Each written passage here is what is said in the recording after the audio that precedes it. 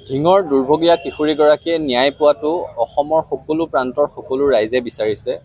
আজি আমি সদৌ অসম ছাত্ৰ সন্থাৰ তৰফৰ পৰা ঢিং অঞ্চলত গৈ তাত প্ৰতিবাদ মুখৰ হৈ থকা ৰাইজৰ সৈতে অৱস্থান কৰোঁ, তেখেতসকলৰ সৈতে দোষীৰ কৰায়ত্ব কৰি কঠোৰ শাস্তি দিয়াৰ দাবী উত্থাপন কৰোঁ। আৰু একে সময়তে ঢিঙৰ স্থানীয় ৰাইজ ছাত্ৰ সন্থাৰ কৰ্মীসকলৰ সৈতে কথা বতৰা পাতি গম পালোঁ যে দুৰ্ভগীয়া কিশোৰীগৰাকীৰ পৰিয়ালটো আৰ্থিকভাৱে বৰ বিশেষ সচ্ছল নহয়।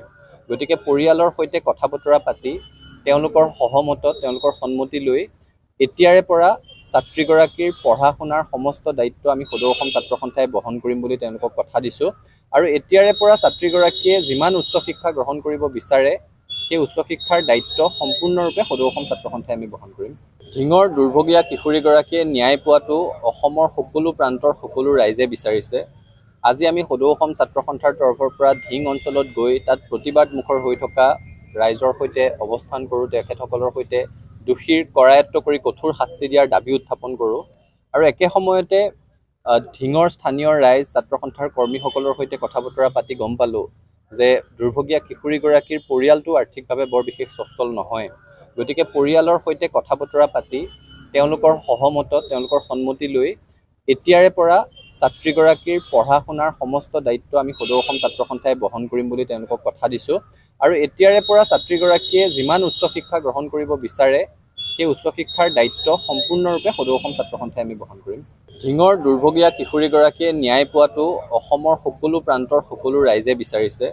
আজি আমি সদৌ অসম ছাত্ৰ সন্থাৰ তৰফৰ পৰা ঢিং অঞ্চলত গৈ তাত প্ৰতিবাদ মুখৰ হৈ থকা ৰাইজৰ সৈতে অৱস্থান কৰোঁ, তেখেতসকলৰ সৈতে দোষীৰ কৰায়ত্ব কৰি কঠোৰ শাস্তি দিয়াৰ দাবী উত্থাপন কৰোঁ।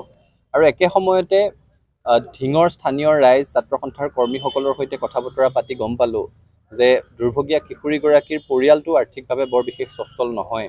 গতিকে পৰিয়ালৰ সৈতে কথা বতৰা পাতি তেওঁলোকৰ সহমতত, তেওঁলোকৰ সন্মতি লৈ এতিয়াৰে পৰা ছাত্ৰীগৰাকীৰ পঢ়া শুনাৰ সমস্ত দায়িত্ব আমি সদৌ অসম ছাত্ৰ সন্থাই বহন কৰিম বুলি তেওঁলোকক কথা দিছোঁ।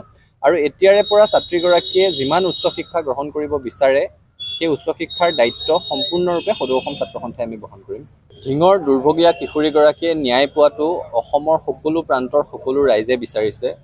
আজি আমি সদৌ অসম ছাত্ৰ সন্থাৰ তৰফৰ পৰা ঢিং অঞ্চলত গৈ তাত প্ৰতিবাদ মুখৰ হৈ থকা ৰাইজৰ সৈতে অৱস্থান কৰোঁ, তেখেতসকলৰ সৈতে দোষীৰ কৰায়ত্ব কৰি কঠোৰ শাস্তি দিয়াৰ দাবী উত্থাপন কৰোঁ। আৰু একে সময়তে ঢিঙৰ স্থানীয় ৰাইজ ছাত্ৰ সন্থাৰ কৰ্মীসকলৰ সৈতে কথা বতৰা পাতি গম পালোঁ যে দুৰ্ভগীয়া কিশোৰীগৰাকীৰ পৰিয়ালটো আৰ্থিকভাৱে বৰ বিশেষ সচ্ছল নহয়।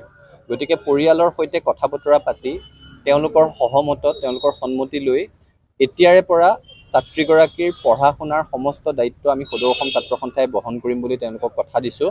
আৰু এতিয়াৰে পৰা ছাত্ৰীগৰাকীয়ে যিমান উচ্চ শিক্ষা গ্ৰহণ কৰিব বিচাৰে সেই উচ্চ শিক্ষাৰ দায়িত্ব সম্পূৰ্ণৰূপে সদৌ অসম ছাত্ৰ সন্থাই আমি বহন কৰিম।